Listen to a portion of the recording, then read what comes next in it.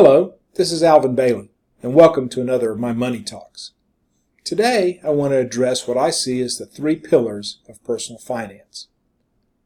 The very first pillar is to grow your income and career. You need to find a way where you can make a reasonable wage, a steady growing wage, and have a career that is satisfying to you. A lot of people want to talk to me about how to open a brokerage account or what's the next hot stock. But that is where people spend more time trying to figure out how to get rich quick than grow wealth over time. And the vast majority of us are going to get there through a steady wage, growing slowly over time. The next thing is to know your income and your spending.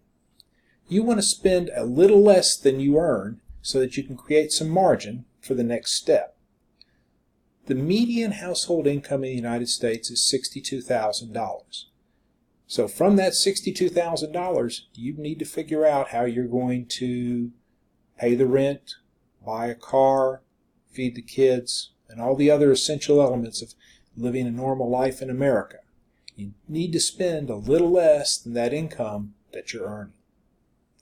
Finally, once you've created that margin in your life by delaying some gratification and showing some discipline, you can begin to save and invest towards your dreams.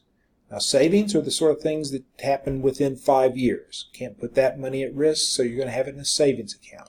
And you might be saving up for Christmas, which comes in December this year. Or you might be saving up for a small family vacation. That might take you a year or two. But that's what savings are about. Investing, over the long haul, is something that helps you build the real large dreams. The grand retirement. Maybe you've got a vision of a big trip around the world cruise. Well, whatever your dream is, if it's more than 5 years out, you can use investing to help you get there. But you only get to saving and investing by first having a steady wage and a growing career and knowing how much you're spending so that you can have some margin for saving and investing. This is Alvin Bailey. Thanks for listening.